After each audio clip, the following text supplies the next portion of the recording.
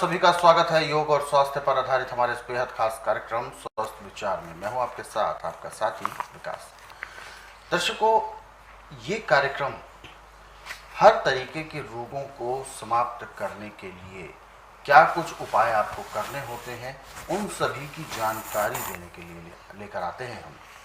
इस कार्यक्रम के माध्यम से आप सभी के अंदर रोगों से लड़ने की जो प्रतिरोधक क्षमता है उसको मजबूत करने के तरीके बताए जाते हैं। आरोग्यता चूंकि हम सभी के लिए बहुत जरूरी है, और ये आज से नहीं बल्कि हम प्राचीन काल से हमारे ग्रंथों में भी इसका वर्णन है कि आरोग्यता सबसे बड़ा धन होती है, सबसे बड़ा सुख है यदि व्यक्ति आरोग्य है। आरोग्य का सीधा सीधा अर्थ है कि शरीर में किसी भी तरह का, किसी भी तरीके का कोई भी रोग का ना होना। और इसके लिए बस हमें बहुत ज़्यादा कुछ अलग से मेहनत नहीं करनी है, बस कुछ नियम और परहेजों का ध्यान रखना है। हमारी जो दिनचर्या है वो संयमित होनी चाहिए, मर्यादित होनी चाहिए, तो हम पाएंगे कि हम अपने शरीर को हर प्रकार के रोगों से बचा के रखते हैं। इन सभी विषयों को इस कार्यक्रम में सहेजा जाता है, समेट कर हम आपके लिए लेकर आते हैं।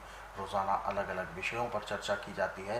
रोग और उनके नुस्खे और उनके लक्षण आप सभी को समझाए जाते हैं, ताकि समय आने पर आप स्वयं अपना उपचार कर सके, यानी अपना वैद्य आप स्वयं बन सके। यही हमारे इस कार्यक्रम का मूल उद्देश्य है। और इन सभी विषयों में हमारा मार्गदर्शन करते हैं जाने माने असाध्य रोग निवारक गायत्री सिद्ध पंडित श्री लक्ष्मण दास रतन भारद्वाज जी।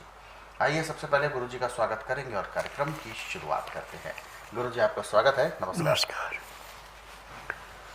ये कार्यक्रम हम आपके लिए लेकर आए हैं ताकि आप अपने जीवन के हर एक रोग, हर एक पीड़ा को दूर कर सकें।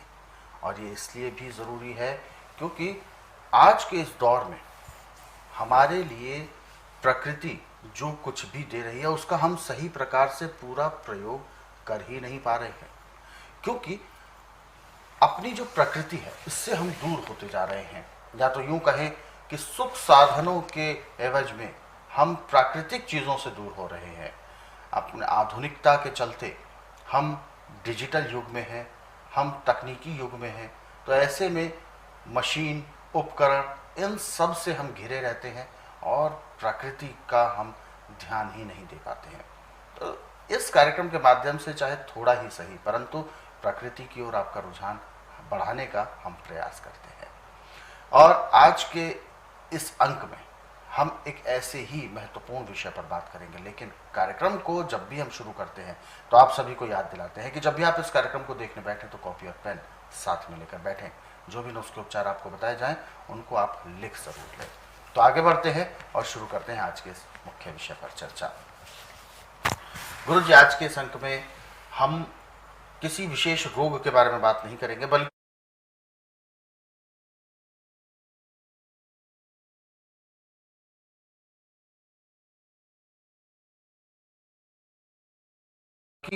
रोगों के निवारण हेतु फलों की बात करने जा रहे हैं। और उन सभी फलों में एक फल हमें याद आता है, बेल। कहते हैं बेल एक ऐसा फल है जो बहुत ज्यादा, एक तो अच्छा मीठा भी होता है, लेकिन बहुत ज्यादा पसंदीदा नहीं होता लोगों का, क्योंकि उसके गुणों के बारे में ही लोगों को नहीं पता। बेल सख्त भी होता है क्योंकि बाहरी तौर पर वो थोड़ा सा सख्त होने लगता है। कच्चा भी होता है, जैसे कच्चा वो मुलायम होता है, पक जाता है तो वो सख्त हो जाता है। तो सबसे पहले तो मैं ये जानना चाहूंगा कि बेल किस किस तरीके से हमें फायदा करता है। बेल कच्चा होता है तो फायदा होता है या पक जाता है तब फायदा करता है, और इसकी उपयोगिता हमारे शरीर में कितनी है? देखिए, बेल संसार का एकमात्र ऐसा फल है जो कि देवताओं को ही सबसे ज्यादा पसंद है। 1, 2, सरप्राइज! देवताओं को ही सबसे ज्यादा पसंद है। अच्छा। और बेल पत्तर शिव जी पे एक चढ़ा दे, सब जो 100 कन्या का दान कर दिया, इतना इसका महत्व है। इसका पत्ता है, लकड़ी है, फल है, सब में इतने गुण है कि इसकी गिनती नहीं कर सकते हम। यानी आध्यात्मिक दृष्टि से भी इसका बहुत बहुत महत्व है। उदाहरण के तौर पे जितना बेल पक्का लाभदायक है उससे दुगना कच्चा लाभदायक है। अच्छा, कच्चा भी लाभदायक है। हाँ, अब देखिए कच्चे में बेल का बाहर का छिलका उतार के उसका मुरब्बा डाला जाता है, कैंडी बनाई जाती है। तो ये मुरब्बा आपके पैर के तलुओं से सिर के बाल तक के हर एक रोग को ऐसे चाटता है जैसे नीम की लकड़ी चाटती है। उदाहरण के तौर पे किसी के पेट से ऐसी बदबू निकलती है कि दूसरे को नाक से कोड़ना पड़ता है। बिल्कुल। आप 3 दिन रोटी की जगह इसको बेल का मुरब्बा खिला दें, अब खत्म होगी बीमारी। अच्छा। और मैं तो ये कहता हूँ कि हर प्राणी को सड़क के किनारे अपने घर के आगे पीछे यदि जगह खाली है वहाँ पे हर साल 2-3 पेड़ बेल के लगाने चाहिए। और बेल की विशेषता है कि पकने के बाद जब ये सुखाया जाता है और फिर दोबारा इसको सूखे को पानी में डाले तो फिर वो पके हुआ जैसा था पैसे का वैसा होता है। ये इसका अंदर का जो गुद्दा है कभी खराब नहीं होता, ये विश्व विशेषता है। और इसके पत्ते जो है जैसे आपने तोड़ के सुखा लिए और ठीक रखे हैं, 6 महीने बाद भी उसको पानी में डालते हैं तो उन पत्तों का वैसी ताजगी आ जाएगी जैसे पेड़ से तोड़ के अभी लाए। ये बेल पत्थर के ऊपर है। और जब आपको फल नहीं मिल रहा है या पेड़ में फल नहीं है तो आप इसके पत्तों का रस धो करके पीस के निकाल ले आप 20 से 25 ग्राम, उसमें चुटकी भर सिंधा नमक और 3 दाने काली मिर्च पीस के उसमें मिला दें और उसको पीने में आप 20 ग्राम को कम से कम 10 मिनट का समय लें, छोटे छोटे घूंट करके पीना है। दिन में 3 बार पी लें, जिसको भयंकर कब्ज या कब्ज खत्म होगी। परंतु ये प्रतिदिन करना पड़ेगा जब तक आपका लीवर पूरा काम नहीं करेगा। ना भी 100 में से 90% की अपनी जगह नहीं होती, परंतु बेल के पत्तों का या बेल का यदि आप सेवन कर रहे हैं तो नाभि को भी अपनी जगह ले आता है। और इसकी एक विशेषता सबसे बड़ी यह है कि जिस रोग का उपचार किसी दवाई के साथ नहीं है उसका इसके साथ है। और इसकी लकड़ी के गिलास में यदि पानी आप पीते हैं तो शुगर में तो ये ऐसे लाभ करता है जैसे डूबते को तिनके का सहारा। और पाचन शक्ति को इसके गिलास में रखा हुआ पानी पीने से ही दिन दुगने रातें चौगुने लाभ होता है। जितने भी पानी के अंदर प्रदूषण है इसकी लकड़ी का जब पानी का स्पर्श होता है तो वो सारे के सारे नष्ट हो जाते हैं। जैसे फटकरी से पानी को शुद्ध किया जाता है ऐसे इसकी लकड़ी से भी पानी को शुद्ध किया जाता है। और एक इसकी सबसे बड़ी बात यह है कि आप पैदा होते बच्चे से लेके आखिरी सांस ले रहा है उसको भी यदि इसका शरबत बना के पिलाते हैं तो उसको लाभ ही लाभ देगा, नुकसान कभी नहीं देगा। आप बेल अब इस टाइम कच्चा आ रहा है, इसका तो मुरब्बा और कैंडी बन रही है।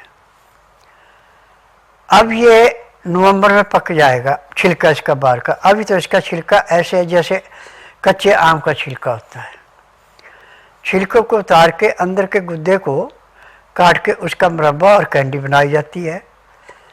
और फरवरी से लेके इसको तोड़ के जैसे आम पकाए जाते ऐसे भी पकता है। परंतु यदि आपको पकाने में टाइम लगता है तो आप कच्चा जिसका छिलका बाहर से सख्त है इसको गैस पे गर्म कर लें या पानी में उबाल लें जैसे आपका मन करे। उसके बाद आप इसको तोड़ें, आपको जो पके हुए बेल का स्वाद है वही इसका स्वाद आएगा।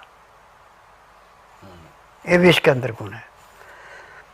और कभी कोई हड्डी टूट जाए, जिसको डॉक्टर ने कह दिया ना तो इसमें हम जोड़ सकते हैं ना इसमें हम ऑपरेशन कर सकते हैं, तो आप बेल लाके और उसको पानी में उबाल के उसका गुद्दा निकाल लें। बीज निकाल के गुद्दे के अंदर जितना गुद्दा उतना इसमें बिना मसाले का गुड़ मिला दें। अब जहाँ से हड्डियों टूट गई है उसको आस्ता आस्ता सीधा करके इसका लेप कर दें, जैसे मेहंदी का लेप करते हैं। फिर ऊपर डॉक्टर वाली रुई लगा के, और जो फुट्टे होते हैं आपके पास 6 इंच से लेके 12 इंच तक का फुट्टा, जितनी हड्डी है उतना लेना हमने, ये उसके ऊपर रख के खाकी रंग की सेलो टेप से पट्टी बांधे कस के, तो 24 घंटे में हड्डी जुड़ना शुरू हो जाती है और 15 दिन में वो हड्डी पूरी जुड़ जाती है। ये भी इसके अंदर की विशेषता है।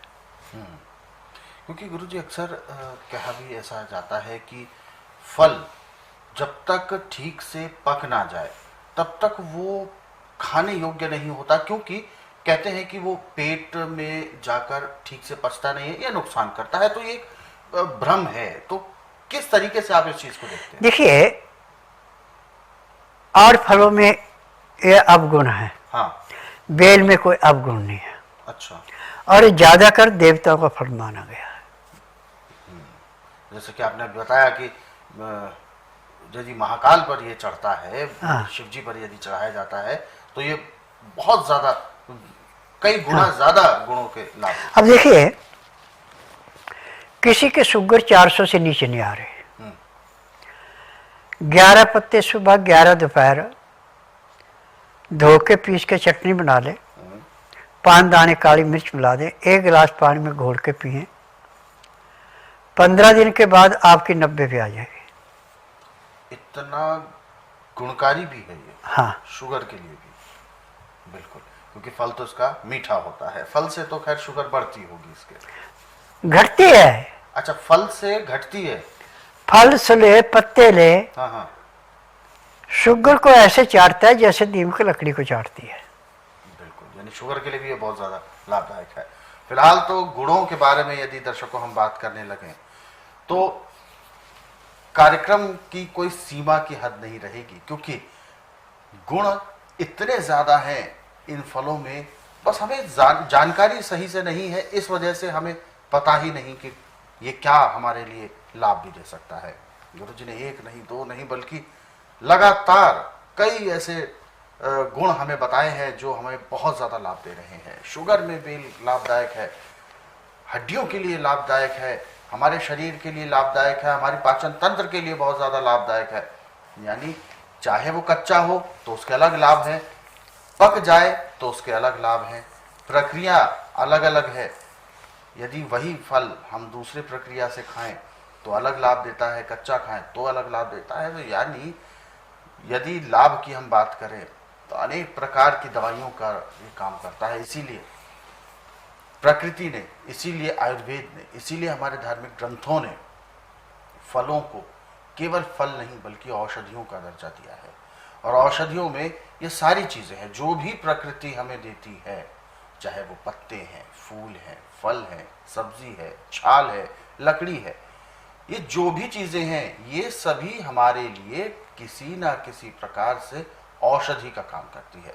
बस उस औषधि को सही तरीके से कैसे प्रयोग करना है इसके बारे में हमें जानना बहुत ज़रूरी है। और यही हमारे इस कार्यक्रम का मकसद भी है कि आपको ये सारी जानकारी सहज अंदाज में सरल तरीके से समझाई जाए ताकि आपको समझ भी आए और आप उनका सही प्रयोग भी कर सकें।